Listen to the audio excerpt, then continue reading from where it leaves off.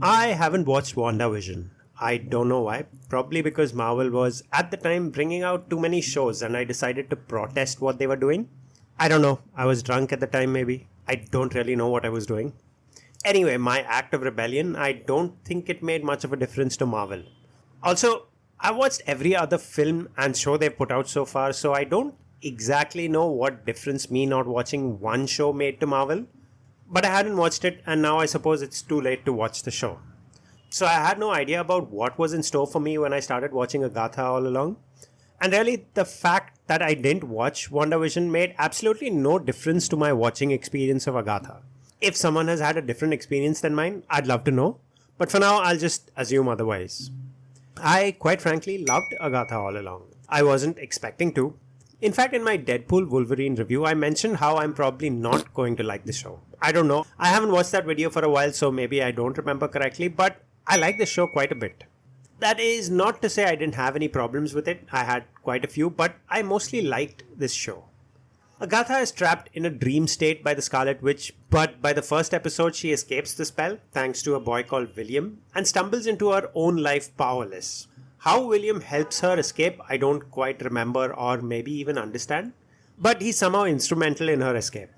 Anyway, once she's out, she's challenged by Aubrey Plaza in a fight to the death, a fight which she postpones until she gets her powers back. Powers she hopes to get back after walking down the Witches' Road, and she walks down the Witches' Road after enlisting the help of some other witches. Lots of stuff happens in between towards the end of the show, and I'll probably skip all that to talk about the stuff I really want to talk about. Like Catherine Hahn. I really like Catherine Hahn. I think I've always liked her. She's this goofy, funny actor you spot in so many other films, but this show is when I really started to like her.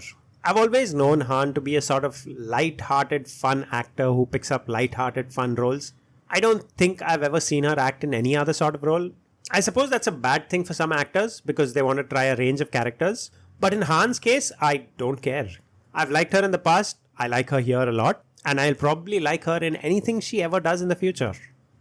But what I didn't like about the show is that it starts off as a murder mystery. The cops find a body in the woods, and Agatha, the detective, is supposed to figure out whose body it is and who killed this victim. And I sort of liked this beginning. I like detective stories and mysteries, and I liked that the show was leading up to some sort of mystery. But almost halfway through the episode, they ditched the whole setting for whatever Agatha turned out to be. And that kind of pissed me off a little. I mean, I get that the body is supposed to be Scarlet Witch, and I get that Agatha is supposed to deal with this and move on to the rest of her life, but it somehow didn't sit well with me. Maybe it was that they set expectations at the beginning of the show but never actually delivered. They gave us something else entirely, so I wasn't happy. What I liked though was that there were all these trials for the witches. The wine drinking trial, the musical trial, the 80s trial with the Ouija board. I loved all these trials. In fact, all these trials, they felt like a video game with a group finishing one level, then progressing to the next, finishing that level, progressing to the next, and so on until they reach the end. I liked it. I also like the musical episode, the one in which they pretend they're a band and they sing this song and they kill the flying demon thing. Look, I don't usually like musicals, which is why I hate a lot of Indian films, but this episode was just so much fun.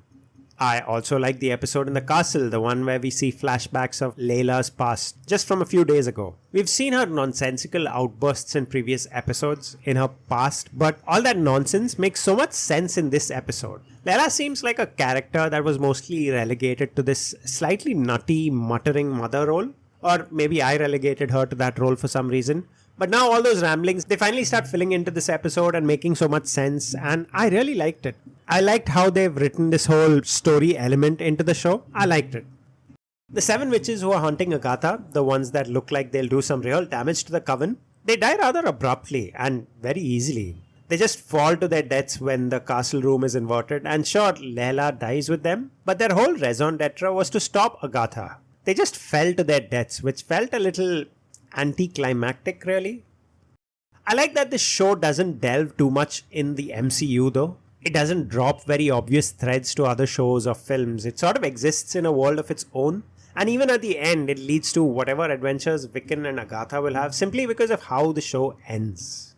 I have a few questions about the show. One of them is about Kitty. I'm going to call Deborah Jo Rupp from the 70s show as Kitty because why not? Why did Kitty have to die? I liked her being on the show. I've always liked her being on this show or any other show really. I suppose they did it so we could see how real the stakes were, how the road kills people rather indiscriminately. And it was sort of a precursor of things to come, people to die. But I didn't want her to die. It would have been nice to see more of her on the show. Also, why show Alice being taken away by death in a new episode? That just made it feel like she wasn't really dead, that she'd come back sometime later in the remaining episodes, but that never happens. That sort of left me wondering what the hell the showrunners were thinking when they made that decision. Where the heck is Tommy's soul?